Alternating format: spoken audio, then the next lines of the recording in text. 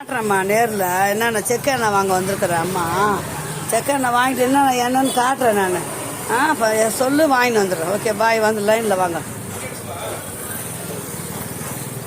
அப்படியே வா. செக்கு எண்ணெய் தான் வாங்க வந்துக்கிறீங்க. நல்லாயிருக்கும் எண்ணெய்லாம். எல்லா வித எண்ணெயுமே இருக்கும். ஆமாம். இங்கே தாம்மா நான் எண்ணெய் வாங்குவேன். எண்ணெய் செக்கு எண்ணெய் வாங்குவேன். சூப்பராக இருக்கும். பால் மாறாத இவ்வளோ தூரம் வருவேன். எந்த எண்ணெய் வாங்கினா இங்கே தான் வருவேன் நான்.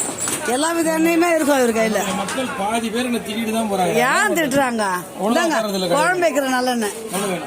எவ்வளோ வர ஊற்ற முடியுமோ ஊற்றுங்க. 1/4 கிலோ தேங்காய் எண்ணெய் தானே? இந்தாங்கண்ணா உள் மூடி. அப்புறம் இது வந்து 1 கிலோ பிடிக்குமான்னு பாருங்க. இது வழக்கேத்துற எண்ணெய். இழுப்பு எண்ணெய் இருக்குதா தம்பி? அது ஒரு பூஜைக்கு இழுப்பு எண்ணெய். அது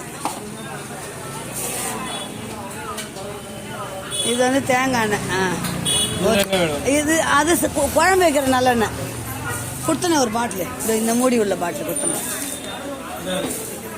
1/4 கிலோக்கு மேல வருமானு பாருங்க. 1/2 கிலோ வருமா பாருங்க. ஊத்துங்க. ஒரு முட்டை வாங்கிட்டு போயிடுறேன்.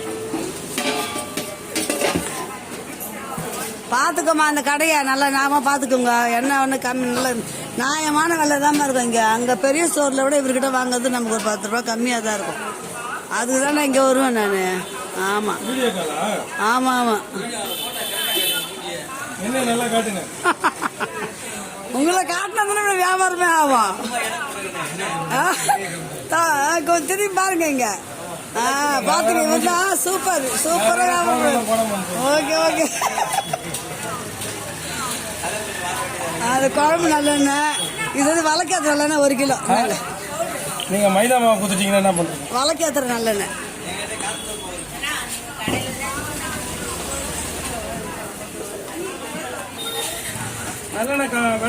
கம்மியா தான் இருக்கும். பரவாயில்ல ஊத்துங்க. 1/4 கிலோ இருக்குமா? சரி 1/2 கிலோ தான் ஊத்திடுங்க. நான் அப்புறம் கூட வந்து வாங்கிக்கிறேன். இழுப்பு எண்ணெய் இருந்தால் அது ஒரு 1/4 கிலோ ஊற்றிடுங்க. கணக்கு எவ்வளோ ஆச்சுன்னு பாருங்க. நான் வீட்டில் வந்து பார்க்குறேன். Okay bye. சொல்லுங்களா பாய். அம்மாவோட சேனலை சப்ஸ்கிரைப் பண்ணுங்க, லைக் பண்ணுங்க, ஷேர் பண்ணுங்க, கமெண்ட் பண்ணுங்க. Okay bye.